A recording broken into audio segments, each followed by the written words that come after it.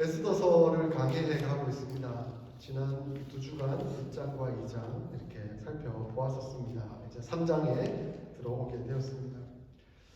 참 인생이 뜻대로 되지 않는 것 같아요.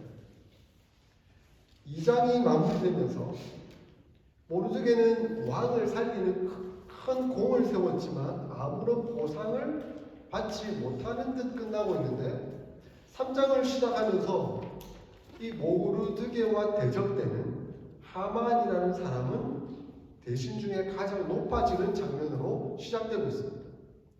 그러니까 하나님을 믿는 사람이고 큰 공을 세웠으면 보상이 잘 따라야 되는데 보상은 오히려 오지 않고 대적된 상대방이 더 높아지는 상황이 이르게 되었다는 겁니다. 참 인생 뜻대로 되지 않죠. 우리 마음대로 되지 않는 것을 보게 됩니다. 아주 기분이 나쁩니다. 나는 열심히 노력하고 최선을 다해서 뭔가 이룬다고 잘 해왔는데 그것은 공을 인정해 주지도 않고 보상이 이루어지지도 않고 내 뜻대로 내 마음대로 되지 않는데 나와 대적된 그 인간, 그 사람은 오히려 더 높아지고 더 잘 되는 그런 상황을 보게 되는 것이죠. 화가 납니다. 분노가 치밉니다. 어떻게 나의 원수가 저렇게 잘 될 수가 있는가? 왜 이런 일이 벌어지고 있는가? 우리 하나님 앞에서 이해되지 않을 때도 참 많이 있는 것 같습니다. 근데 이 역사적 배경을 가만히 보면 이게 한순간의 이기적인 합리화가 이후에 큰 화로 다가왔다 하는 것을 우리는 알 수가 있습니다. 오늘 하만을 누구라고 소개하고 있습니까? 아각의 후손이라고 얘기합니다. 아각이 누구입니까? 사울 왕 시대의 아말렉의 왕이었습니다. 그러니까 사울 왕이 이 아말렉을 칠 때 하나님께서 이 아각도 죽이고 그리고 거기에 있는 모든 것들을 다 진멸하라고 명령을 했었던 것입니다. 아말렉은 출애굽기부터 대적으로 나오잖아요. 그죠? 이스라엘 백성들이 광야를 지날 때 후미를 쳐서 후미에 연약한 여자들, 가축들 막 이렇게 괴롭혔던 그 민족이지 않습니까? 그러니까 하나님은 사울 왕을 통해서 완전히 진멸할 것을 명령했지만 사울 왕은 자기 합리화에 빠졌습니다. 아각 왕을 잡았는데 아각 왕이 엄청난 재산을 가지고 있는 거예요. 소와 양과 말과 좋은 육축들을 엄청나게 가지고 있는 거예요. 와, 저거 참 좋네. 야, 저거 좀 가졌으면 좋겠네. 라는 그런 마음이 불쑥 든 거예요. 그러니까 자기 합리화에 빠져서 어떤 생각을 했느냐면, 그래, 저 좋은 육축들은 내가 가져다가 조금은 하나님 앞에 제사도 드리고, 제사 쓸 물건으로 드리기도 하고, 나머지는 내가 가지면 좋겠다. 이렇게 생각을 하면서 그 육축들도 살려두고, 아각 왕도 살려두었던 것이죠. 그 이후에 사무엘이 와서 왕이 하나님의 명령을 어기고 어떻게 이렇게 행하게 되었습니까? 라고 하니까 내가 하나님 앞에 제사를 드리기 위해서 이 육축을 남겨두었습니다. 라고 사무엘에게 변명을 하죠. 그랬을 때 여러분 잘 아시는 유명한 하나님의 말씀 있잖아요. 사무엘이 순종이 제사보다 낫고 듣는 것이 순양의 기름보다 낫습니다. 순종하는 것이 당신이 생각한 그 제사보다 훨씬 더 낫고 순양의 기름보다 하나님의 말씀에 순종하는 것이 더 중요한 문제입니다. 라고 가르쳐 주었던 것이죠. 이것을 계기로 사울 왕은 왕위에서 실각되기로 결정이 됩니다. 하나님은 이제 사울 왕이 되지 않도록 작정하셨다라고 말씀하고 있습니다. 사소한 자기 합리화가 후대에 얼마나 큰 일이 될 수 있는지를 보여주는 단적인 예라고 볼 수가 있습니다. 제가 신학대학원을 다니던 시절에 한국 교회의 미래를 걱정하며 준비하는 목회자들의 모임이 있었습니다. 그것을 한미준이라고 불렀어요. 한국 미래 목회자 준비 연합회라는 약자를 따서 한미준이라는 이름을 가졌었습니다. 그 당대에 그 한미준 안에는 훌륭한 목사님들이 다 포함되어 있었어요. 옥하는 목사님을 비롯해서 오정현 목사님, 그런데 그 한미준 연합회의 우리 신학생들을 불러다가 너희들이 앞으로 한국 교회를 짊어질 미래의 목회자들인데 어떻게 준비되어야 되는지 하는 강연을 했었어요. 그 강연에 오신 미래의 핵심적인 목회자라고 소개하면서 나왔던 목사님이 바로 전병욱 목사님이셨어요. 전병욱 목사님 아세요? 예. 그때 아주 한창 뜨는 목사님이었거든요. 책도 많이 쓰고 서울의 3.1교회 담임 목사가 되면서 그야말로 대학생들을 막 흡수하는 그런 교회예요. 그래서 급성장하는 교회였어요. 로마서 강해도 하고 핵심적인 하나님의 말씀을 아주 전하는데 아주 강력하게 전하시더라고요. 저도 그 말씀을 들으면서 와 나도 저렇게 목회했으면 좋겠다 그런 마음을 품을 정도로 강력하게 하시더라고요. 그런데 이 목사님이 슬슬 타락하기 시작했죠. 청년 목회를 너무 잘하다 보니까 청년들과 막 단기 선교도 가고 사역들을 깊이 하는데 피곤한 거예요. 힘든 거예요. 몸이 좀 지치기도 하죠. 그러니까 대학생들을 불러다가 야, 내 어깨 좀 주물러 봐라. 어깨 좀 주물러 주니까 아이고 시원하네. 내 다리도 좀 주물러 봐라. 그 여대생들이 자기 어깨 주물러 주고 다리 주물러 주던 게 좋았나 봐요. 편했나 봐요. 그러니까 좀 편해지네. 좀 피로가 풀리네 하면서 목회자가 피곤해하는데 여대생이 좀 이렇게 주물러 주는 게 어때라고 하는 그 자기 합리화에 빠지는 그 순간이 점점 더 큰일이 되고 말았던 것이죠. 결국 나중에 성적 범죄에 이르게 되었고 그 피해를 입은 여학생들이 그 목사님을 고소하기에 이르게 되었습니다. 자기 나름대로는 뭐 사소한 일, 뭐 피곤한데 좀 주물러 줄 수도 있지, 안마해 줄 수도 있지 하는 그 사소한 합리화가 이후에 얼마나 큰 범죄로 이루어지게 되었는지 하는 것을 보게 됩니다. 사울의 예를 통해서도 볼 수 있고 전병욱 목사의 예를 통해서도 우리는 그것을 볼 수가 있습니다. 우리는 신앙생활을 하면서 신앙인으로서의 디그니티가 매우 중요하다 하는 것을 깨닫게 됩니다. 여러분 신앙인으로서 살아가는데 세상 사람들과 별반 차이가 없고 오히려 세상 사람들보다 못하면서 살아가고 있다면 세상 사람들은 하나님을 믿으려고 하겠습니까? 손가락질이나 하지. 아이고 니나 잘 믿어라. 니나 신앙생활 잘해라. 네가 믿는 하나님 네 행동을 보니까 나는 도무지 따르지 못하겠다. 그렇게 생각하지 않겠습니까? 믿음이 있는 사람이라고 한다면 하나님 앞에서 신앙이 있는 사람이라고 한다면 이 디그니티, 존엄성, 그 품위가 있어야 한다라는 것을 말씀해 줍니다.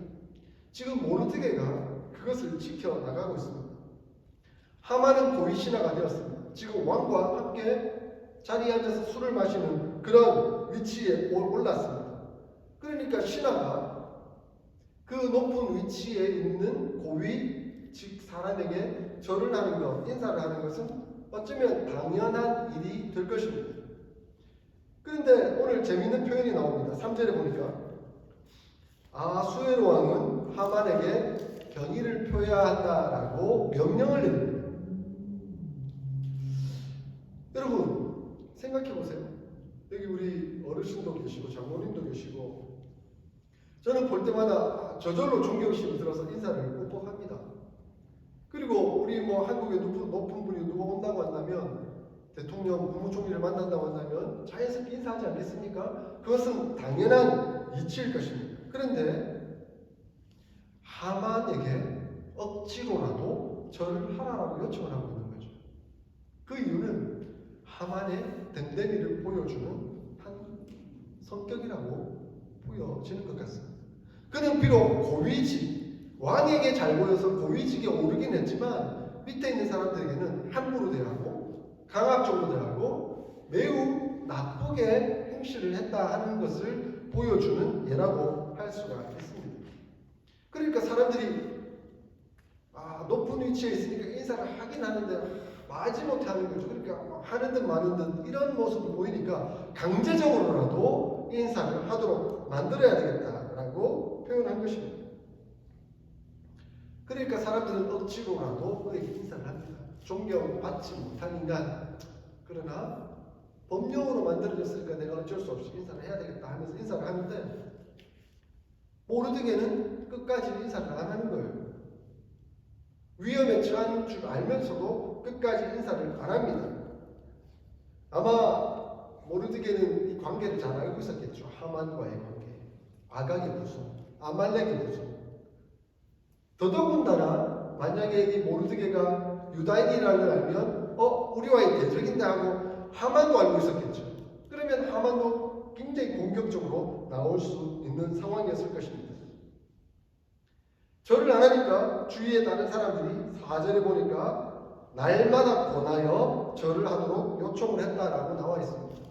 다른 사람들이 너 그러면 위험해. 너 죽을 수도 있어. 절해.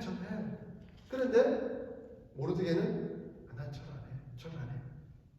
근데 왜 절을 안 했을까요? 성경에 그 이유를 명확하게 설명하고 있지는 않습니다. 그래서 명확한 이유는 몰라요. 그런데 왜 절을 안 하는지 나는 유다인이기 때문이다 라고 모르드게는 대답을 하고 있다는 거예요. 이렇게 대답을 하는 데는 두 가지 이유이지 않을까 추측해 볼 수 있을 것 같습니다. 첫 번째는 하만에게 절을 한다는 것은 내가 유다인으로서의 정체성, 그 자존심을 내가 도저히 무너뜨릴 수가 없겠다라고 생각한 것입니다.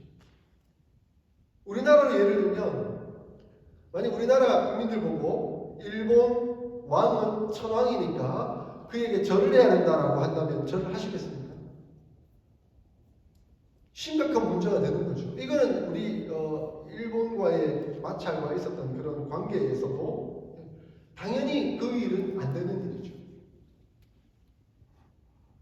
그 일은 우리가 있을 수 없는 일을 받아들이겠죠.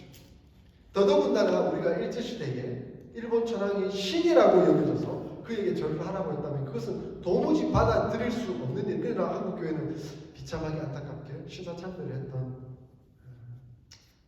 과정이 있었죠. 그것은 종교적으로 무너졌던 상황이었습니다. 그러니까 모르드게가 하만에게 절을 하지 않은 이유는 유다인으로서의 정체성, 그 자존심을 지키기 위한 것이었을 수도 있고 종교적인 이유, 마치 하만이 자기가 신적인 아수에로 왕의 힘을 덧입고 자기가 전 신적인 역할을 하는 듯한 모습을 보였다고 한다면 그것은 더더욱 하나님 앞에서 절할 수 없는 이유라고 판단해 볼 수 있을 것입니다.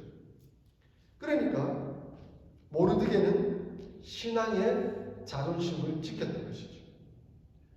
그러나 이 모르드게가 신앙의 자존심을 지키는 그것이 하만에게는 이기적인 개인적인 자존심이 상하는 상황이 되었습니다.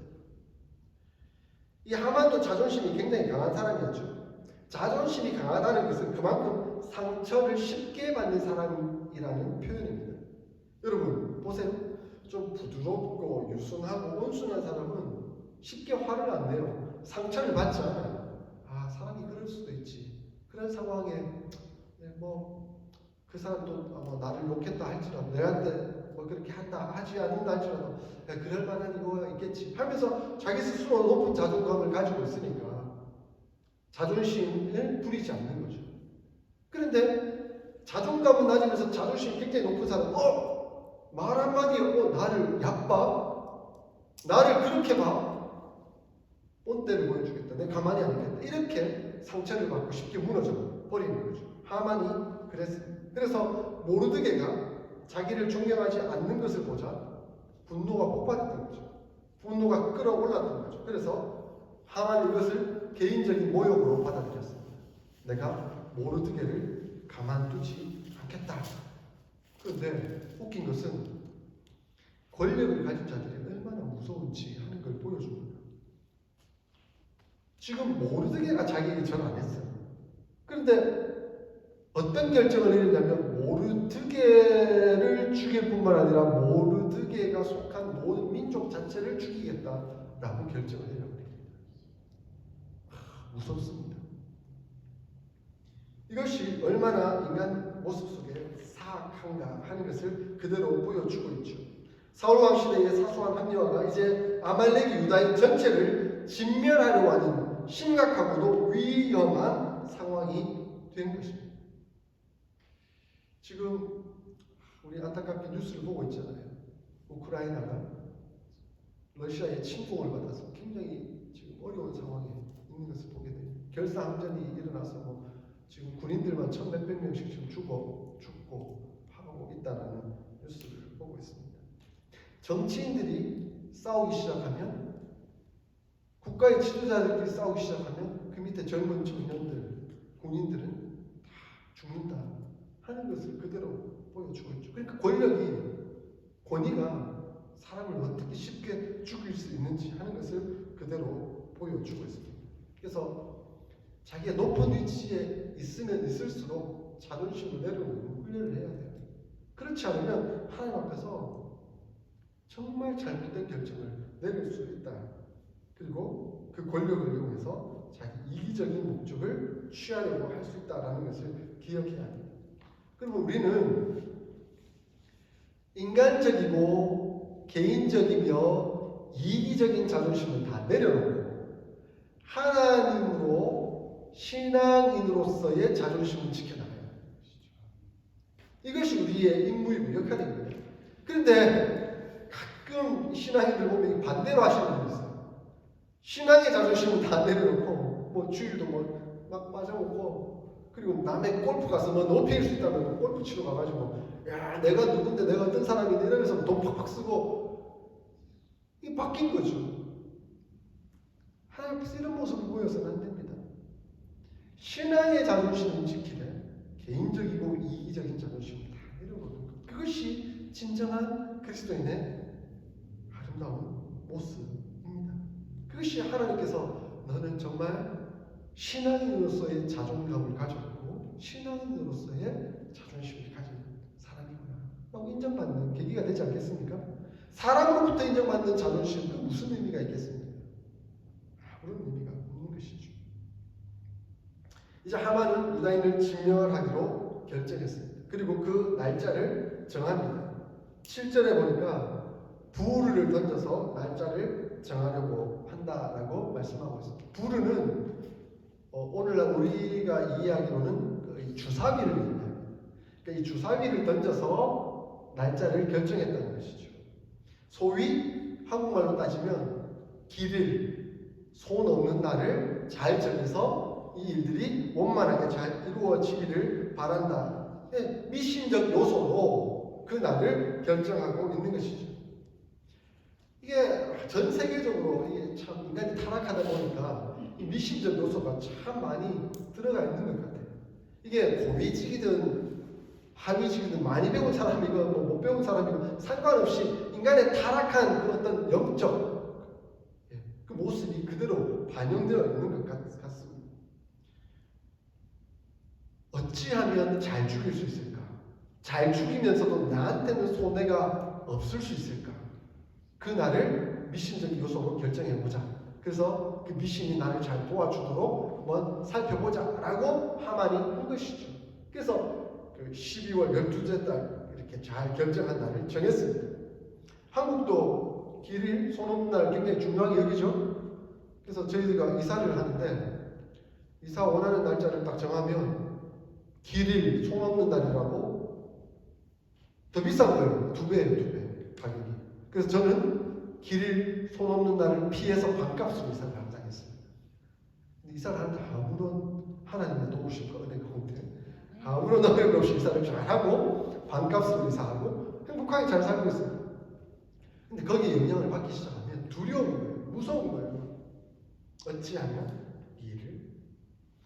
여러분, 우리는 믿음의 사람입니다. 신앙의 자존심을 가진 사람들입니다. 신앙의 자존심을 가진 사람들은 미신을 두려워하는 것이 아니라 하나님을 두려워하죠. 하나님은 어느 특정한 날을 정하는 것이 아닙니다. 하나님은 모든 날이 하나님의 날입니다. 하나님의 섭리와 은혜 가운데 있습니다. 그러므로 하나님을 믿고 하나님을 동행하며 결정하면 모든 날이 하나님의 날이 되는 겁니다. 문제가 없습니다. 그래서 잠언 16장 33절에 제비를 사람이 뽑으나 모든 일을 작정하기는 여호와께입니다. 우리 하나님께서 작정하신 은혜로 인도하신다라고 말씀합니다. 그러므로 너무 길일 손 없는 날 이런 날에 빠지지 마십시오. 네? 그것을 따라다니지 마. 그래서 손해보지 마십시오. 하나님을 믿고 적극적으로 하나님을 신뢰하며 하나님 따라가면 됩니다. 하나님께서 우리를 섭리하신다는 것을 우리가 믿습니다. 그렇게 우리는 자존감이 있습니다. 자존심이 있습니다. 신앙의 자존심을 세워갑니다. 그러나 하나님의 섭리가 있지만 하나님의 섭리 안에 우리가 따라가지만 그 가운데 고난과 고통이 없다는 것은 아닙니다. 승리는 보장되어 있습니다. 예수 그리스도께서 십자가에 못 박혀 죽으시고 부활하신 것을 통하여 완전한 승리, 예수 그리스도의 재림을 약속해 주시는 승리는 보장되어 있습니다. 그러나 그 보장된 승리에 가는 과정까지는 고난과 고통, 어려움이 따릅니다. 그래서 우리가 신학적 용어로 늘 쓰지 않습니까? Already but not yet. 이미 승리는 주어졌지만 그러나 완전한 승리에 이르기까지는 그 과정에 가고 있다. 우리는 그 긴장 상태에 놓여져 있는 것이죠. 그러므로 우리가 신앙의 자존심, 이 믿음의 자존감을 지켜나가기 위해서는 믿음과 소망과 사랑이 필요한 것이죠. 여러분, 예수 그리스도를 믿으시죠? 2000년 전에 예수 그리스도께서 우리를 위하여 십자가에 못 박혀 죽으시고 우리의 모든 죄를 용서하시고 부활하셔서 성령님을 보내어 주셔서 이제는 우리 안에 거하시며 우리와 동행하고 계시다는 것을 믿으시죠? 그 역사가 우리에게 이루어졌어요. 우리는 그 믿음을 가지고 있습니다. 그렇기에 장차 예수 그리스도께서 오실 것이라는 소망을 가지고 있습니다. 마라나타, 아멘, 주 예수여 오시옵소서. 우리는 소망을 가진 존재들입니다. 그렇기에 현재적으로 하나님을 사랑하고 이웃을 사랑하며 우리의 고난, 고통을 담담히 받아들이며 싸우며 이겨나가며 승리하는 삶을 살아가는 것이죠. 이것이 우리 신앙인의 자존심 그 모습이라고 말씀드릴 수가 있습니다. 악한 자는 끊임없이 우리를 고통 가운데 이끌어갑니다. 이 하만 보십시오. 유다인을 학살하기 위하여 날짜를 정했는데 어떻게 하면 이제 왕의 허락을 잘 받아서 이 유다인들을 다 말살할 수 있는 조서를 얻을 수 있을까라고 고민을 합니다. 이 아하수에로 왕은 참 기가 얇죠. 그죠? 그래서 이 신하들의 말을 너무 잘 들었어요. 그러니까 그 와스디 왕으로 폐위시킬 때 그 신하들이 막 이렇게 한다니까 그렇지 이러면서 막 얇게 듣고는 확 폐위시켜 버렸잖아요. 하만이 와가지고 또 뭐라 이렇게 하니까 귀가 얇아가지고 그래? 그러면서 잘 허락을 해주는 것 같아요. 근데 하만이 하는 말을 보십시오. 8절 9절을 보니까 교묘합니다. 사실을 말하면서 거기에 거짓을 약간 가미시켜서 자기 말에 유리하도록 이끌어가 버리는 것이죠. 악한 사람들, 못된 사람들이 항상 이렇게 표현해요. 사실인 듯 말하지만 그 사실에 거짓말을 살짝 덧대가지고 그래 사실인 것 같은데 뭔가 찝찝하면서도 사실을 말했으니까 따라갈 수밖에 없도록 만드는 것이죠. 한번 보십시오. 8절 9절에 한 민족이 흩어져 살고 있습니다. 그죠? 8절에 한 민족이 왕의 나라 각 지방 백성 중에 흩어져 거하고 있습니다. 그죠? 그 사실이죠. 한 민족은 유다인이잖아요. 유다인이 다 흩어져 지금 살고 있어요. 그리고 두 번째, 그 법률이 만민의 것과 달라서 왕의 법률을 지키지 아니하오니. 그들이 다른 법률을 가지고 있는 것도 사실입니다. 유다인들은 하나님의 율법을 가지고 있죠. 그래서 그 율법을 잘 지키려고 애를 쓰는 모습들은 사실입니다. 그런데 그 다음 뭐라고 덧붙입니까? 그 법률이 달라서 왕의 법률을 지키지 아니합니다라는 말입니다. 사실 율법을 어디로 보더라도 어떤 왕이나 그가 속한 나라의 법률을 지키지 마라, 항거해라 라고 말하고 있는 구절이 없어요. 이스라엘 백성들이 지금 포로로 잡혀있는 그 시기 동안 그들은 그곳에 잘 섞여 있었고 그 사람들과 더불어 함께 살아가고 있었고 하나님의 법령, 율법을 잘 지키려고 애를 썼지만 그러나 그들의 법률을 함부로 어기지는 않았습니다. 다르게 살지는 않았던 것이죠. 그런데 지금 하만은 흩어져 있고 사실이죠. 또 다른 법률을 가지고 있죠. 사실이죠. 그런데 그들은 페르시아 사람들과 잘 섞이지 않고 있고 이 왕의 법령, 법을 잘 지키지 않고 있습니다. 라고 거짓말을 덧붙여버린 거죠. 그리고 마지막에 은 1만 달란트 뇌물로 주겠습니다. 라고 딱 얘기해버린 거죠. 은 1만 달란트가 얼마인지 아세요? 저도 잘 몰라서 이제 이렇게 조사를 해봤어요. 조사를 해봤더니 은 1만 달란트는 오늘날 금액으로 약 3조 4천억에 해당되는 금액입니다. 3조 4천억. 어마어마한 금액이죠. 이 3조 4천억을 뇌물로 주겠다라고 이야기를 합니다. 그 당시 페르시아 제국 그 한 해 세금의 절반가량, 그 큰 나라에 세금을 다 걷어들이면 그 절반가량 해당되는 엄청난 금액이 그들의 것이다. 뇌물로 바치겠다. 이렇게 이야기하고 있습니다. 이 하만이 교묘히 이것을 잘 이용하고 있는데 히브리어 원어로 보면 현재 분사를 쓰고 있거든요. 현재 분사라는 말은 무슨 의미냐면 그들이 왕의 법을 잘 안 지키는데 이걸 현재 분사로 쓰고 있다. 그 말은 모든 유다인들이 모든 법률을 지속적으로 습관적으로 어기고 있어서 나라의 질서를 어지럽히고 있습니다. 이렇게 표현합니다. 반복적으로, 습관적으로, 계속해서. 지금 모르드게가 왕의 명령, 하만에게 절하라라는 그 명령만 안 지켰어요. 그런데 과장법을 쓰고 있는 거죠. 모든 유다인들이 모든 법을 다 어기고 있습니다. 이렇게 과장해서 완전히 바꿔버린 것이죠. 참 극악한 사람이죠. 이런 식으로 사람들을 호도하고 있는 것이죠. 우리는 어떤 사실을 말할 때 좀 조심해야 합니다. 우리도 이렇게 과장을 쓸 때마다 제 아내는 좀 신중한 편이거든요. 그래서 제 아내는 말을 잘 안 해요. 잘 아시죠? 말을 아끼고 말을 거의 안 해요. 근데 저는 조금 말을 하거든요. 그러면 제 아내가 그만해. 이럴 때가 많습니다. 그리고 집에 가서 그 사실 아닌 거 아니야? 이렇게 사실인데 근데 막 그 사실인 것 같은데 당신은 너무 과장해서 말해. 이렇게 말할 때가 좀 있거든요. 저도 생각해보니까 그건 좀 너무 오버했네. 말할 때 이거 막 설득력 있게 말하려고 하다 보니까 과장해서 쓰는 말들이 있는 것 같아요. 그래서 우리는 좀 조심해야 돼요. 이단이 왜 이단인지 아세요? 다를리자의 끝단자거든요. 이단이라는 말은 다를리자의 끝단자를 써서 끝만 다르다는 거예요. 모든 게 다 똑같아요. 여러분 신천지가 이단이잖아요. 그죠? 근데 신천지의 교리를 가만히 들어보면 막 하나님, 예수님, 막 성령님 다 나오고 막 거의 기독교가 똑같아. 근데 마지막에 가면 달라요. 그게 이단이에요.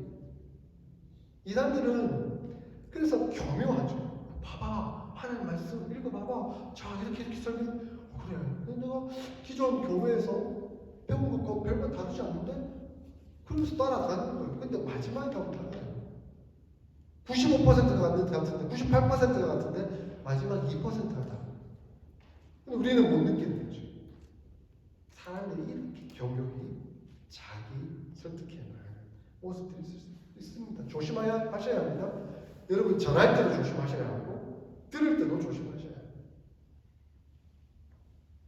그러므로 우리는 하나님 앞에서 신실한 자존심을, 이 믿음의 자존심을 가지려면 말을 아끼고 정확한 사실에 근거해서 말을 하고 그리고 함부로 거기에 덧붙이는 일들은 조심해야 될 필요가 있습니다. 무엇보다도 우리는 간절히 소망을 잃지 않고 하나님의 역사를 기대하며 살아가야 합니다. 신앙의 자존심을 지키는 가장 중요한 것이 이것입니다. 아하수에로는 이제 마무리 지으면서 무책임하게 행동하죠. 10절에 보니까 자기 인장 반지를 아예 빼가지고 하만에게 주었다고 말해요. 도장 네 마음대로 찍어라. 네 마음대로 결제해서 네가 다 하고 싶은 대로 해라. 은도 네게 주겠다. 뭐 이렇게 표현을 하고 있는데 이게 참 재밌는 말이에요. 내 그 뇌물인지 아니까 안 받겠다. 뭐 네게 다시 주겠다. 근데 그 말은 네가 가지라는 말이 아니에요. 절대 아니에요. 그죠? 그죠? 굉장히 조심해야 할 말이에요. 사람들이 이거 뇌물인 것 같아. 나안 받아. 뒤로 이 말이지 않겠습니까? 보이지 않게 나는 받았다라는 증거를 절대 남겨서는 안 된다 하는 그런 의도가 담겨져 있는 것이죠. 그리고 자기 인장반지는 빼줘버리고 결국 유다인들이 다 죽도록 법령 조서를 내려버리고 맙니다. 암묵적 동의를 하고 있는 것이죠. 12절에 첫째 달 13일에 조서를 위해 서기관들이 모였다라고 말합니다. 근데 재밌는 건요, 첫째 달 14일이 6월절이거든요. 6월절 전날에 지금 자기들이 회의를 하고 있죠. 그런데 그 다음 날은 하나님께서 거룩한 역사를 일으켜서 이스라엘 백성들을 구원해낸 날입니다. 뭔가 암시되고 있는 것 같지 않으세요? 하나님께서 주관하시고 역사하시는 은혜가 그 가운데 숨겨져 있는 것이죠. 하나님의 도우심이 나타나 있는 것이죠. 에스더서는 철저히 하나님을 숨깁니다. 하나님이라는 단어가 에스더서에 한 번도 안 나와요. 그러나 하나님이 보이지 않는 듯 역사하고 계시는 것이죠. 왕후는 유다인입니다. 에스더가 왕후가 됐잖아요. 이것도 뭔가를 암시하고 있는 것이죠. 모르드게는 왕을 구해줬습니다. 그런데 지금 왕후와 모르드게가 죽을 위기에, 몰살당할 위기에, 이스라엘 백성 전체가, 유다인 전체가 몰살당할 위기에 처해 있습니다. 하나님은 보이지 않는 것처럼 보이고 하나님 역사하지 않는 것처럼 보이지만 그곳에서 하나님은 주관하시고 인도하고 계십니다. 하나님의 섭리가 있습니다. 우리는 그것을 믿잖아요. 그것이 우리의 믿음입니다. 그리고 그것이 우리의 소망이죠. 그렇게 우리는 살아갈 수 있는 겁니다. 믿음의 자존심, 믿음의 소망, 사랑의 삶을 살아갈 수가 있는 것이죠. 사랑하는 어스틴 사랑의 교회 성도 여러분, 우리는 하나님께로부터 하나님의 자녀로 예수님의 제자로 부름을 받은 사람들입니다. 그러므로 우리는 신앙인으로서의 자존심을 가지고 있죠. 인간적인 자존심 말고, 개인적인 이기적인 자존심 말고 신앙인으로서의 자존심, 디그니티를 가진 존재들입니다. 그런 품위, 그런 존엄성을 가지고 살아갈 때 하나님은 우리를 통해 세상을 역사하실 것입니다. 예수님이 말씀하셨듯이 너희가 세상의 소금이요 세상의 빛이다.